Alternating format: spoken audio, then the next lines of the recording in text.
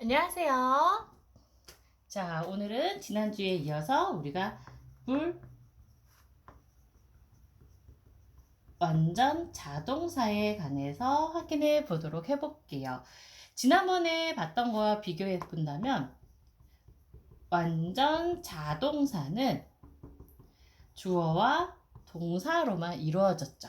그래서 그 이유로 뒤에 봤다시피 전치사 플러스 명사 형태가 가능하다고 이야기를 해줬어요. 아마 기억날 거예요. 난 학교에 가다 할 때 I go 쓰게 되고 이걸로도 문장이 완벽하다고 얘기하는 거죠. 나는 가다.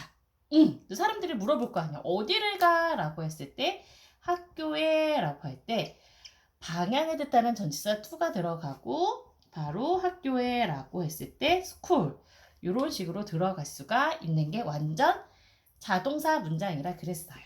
자, 그렇다면 불완전 자동사라는 건 주어와 동사만으로 뭔가 문장이 불완한 동사를 얘기하게 돼요. 그래서 얘를 도와주는 아이가 들어가게 된다 그러죠. 그래서 우리가 아마 가끔 보게 돼요. 불완전 자동사를 했을 때 S, C라고 얘기를 하게 되는데 이 S를 풀이하자면 우리가 주어를 도와주는 거라서 주격 보어라고 얘기를 하고 되겠고요. 자, subject 그 다음에 보어는요. complement라고 해서 complement라는 단어는 보충의 의미를 가져간대요. 보충하다 할 때 쓰는 어휘가 될 수 있죠. 그쵸? 그래가지고 요걸 합쳐서 S와 C 주어를 보충해주는 어휘라고 이야기를 해서 바로 주격 보어라고 이야기를 하면 되겠죠. 되시겠죠? 자, 그렇다면은 불완전 자동사의 특징에 관해서 이렇게 봤다면 어떤 형태가 있는지 확인해 볼게요. 불완전 자동사. 자, 주어, 동사로 이루어지고 얘를 보충해주는 주격, 보어가 들어가는데 불완전 자동사의 가장 대표적인 동사는 바로 비동사라고 이야기를 할게요.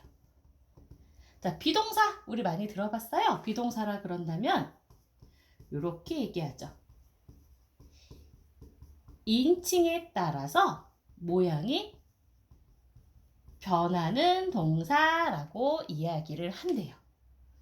자, 인칭에 따라서 모양이 변한다. 무슨 소리일까요? 하나 비교해보고 간다면은 바로 우리가 동사 형태에 관해서는 저는 이렇게 크게 두 가지로 나뉘게 돼요.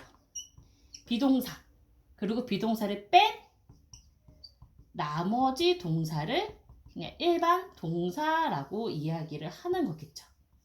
일반적으로요. 자, 그렇다면 비동사와 일반 동사의 차이점부터 한번 살짝만 보고서 가볼게요. 불완전 자동사에서 조금 꼬리를 연결해서 가게 되었어요. 비동사, 인칭에 따라 변한다 그랬어요. 그러면 인칭에 관해서 기본적으로 우리가 I는 누구예요? 나를 뜻하죠. 그래서 우리가 1인칭. 영어는 나 중심이에요. 내가 주인공이 돼요. 그렇게 생각하면 편해요. 그러면 2인칭은 you, 너라고 이야기를 하는 아이죠. 왜? 그래서 I, you가 되는 거죠. 나와 너라고 생각하면 돼요. 그리고 우리 막 그런 말 하잖아요. 제3자, 3자 대면한다 라고 이야기를 하게 될 텐데요. 바로 이거죠. 나와 너를 뺀 나머지는 다 3인칭이라고 이야기를 한대요. 되시죠? 나와 너를 뺀 3인칭. 그래서 어떨까요? 뭐 예를 들어 그는 he, 그녀는 she 이런 식으로 될 수가 있겠고요. 3인칭은 다예요.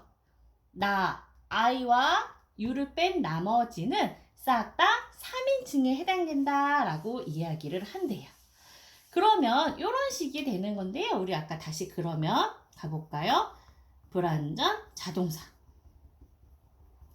이 틀에서 봤을 때 불완전 자동사의 가장 대표적인 동사가 비동사라고 이야기를 했어요. 그럼 바로 이런 식이 오는 거죠. I가 와요. 그러면 이 비동사에 관해서는 형태가 어떻게 바뀌죠? 그쵸? am이라고 바뀌게 되겠고요. 너가 왔을 때는요. 라고 이야기를 하게 되고요. 만약에 그 혹은 그녀가 쓸 때는요. 비동사로서 is라고 모양이 변하게 되는 거겠죠. 되시겠죠? 그래서 비동사는 I는 am, you는 are, 3인칭은 싹 다 is로 바뀌게 됐는데요. 자, 이런 비동사의 특징에 관해서 하나 보고 갈 거는 바로 이렇게 된답니다. 보고 가실게. 불완전 자동사 I am. 우리 전형적인 문제 한번 얘기해 볼까요? 나는 행복하다. 자, 그럼 영어로 뭐라 얘기하죠? I am happy 라고 이야기를 해요.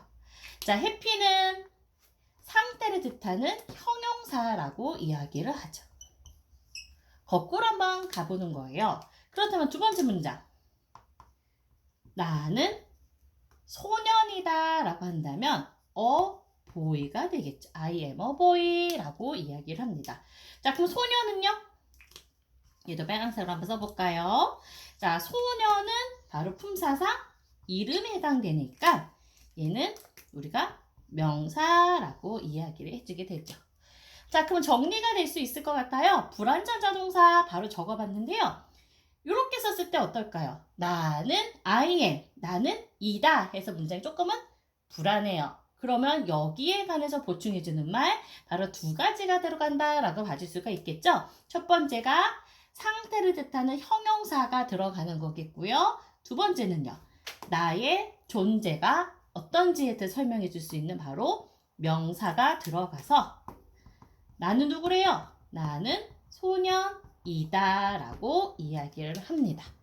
자, 그래서 비동사의 특징은 바로 이렇게 정리가 될 수 있죠. 불완전 자동사로서 비동사만 썼을 때는 문장이 조금은 불안하대요. 그렇기 때문에 어떻게 와요?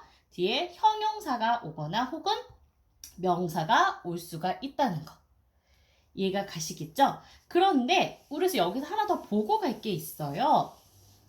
비동사를 잘 써줘야 되는 게 비동사가 기본적인 뜻처럼 뭐뭐이다 라는 의미가 될 때는 불완전 자동사가 돼요. 그래서 아까 봤듯이 I am a boy. 나는 소년이다 라고 이야기를 해주죠. 자, 하지만 비동사가 마찬가지예요. 완전 자동사로서의 역할을 해줄 수도 있대요. 자, 완전 자동사가 됐을 때는 비동사가 어디에 있다라는 어떤 장소의 유무를 얘기를 해주게 될 수가 있습니다. 자, 그럼 우리 아까 얘기했듯이 완전 자동사의 특징은 주어, 동사. 그쵸? I go to school 생각한다면 아마 기억날 거예요. 간혹 비동사는 명사를 쓴다면 중간에 전치사가 꼭 들어가줘야 되는 거예요. 자, 무슨 차이가 있냐면 바로 여기의 문장 다시 한번 확인해 볼게요. 소년하고 나는 어떤 관계일까요? 바로 같은 관계죠. 나, 니꺼 누구예요? 소년이라고 얘기해 줄 수가 있거든요. 하지만 비동사, 제가 이거를 이야기한 이유가 한 어느 예능 프로그램에서 나오긴 했었어요. 너무 막 외국인하고 통화를 하는데 너무 바쁜 나머지 뭐라 했냐면 뭐 예를 들어 Where are you? 당신 어디에 있어요? 라고 물었어요. 근데 답변이 뭐가 나왔냐면 I am 뭐 할까요? I am the place 라고 얘기를 했어요. 자, 우리 place 하면은 hot place 할 때 바로 장소를 뜻하죠. 그러면 이거 공식에 들어갈 수가 있는 거죠. 어떤 의미가 될까요? I am the place 하면 나는 장소이다. 너무 급한 나머지 당신이 어디 있나요? 라고 물었는데 나는 장소입니다. 나는 장소입니다. 라고 계속 이야기를 한 거예요.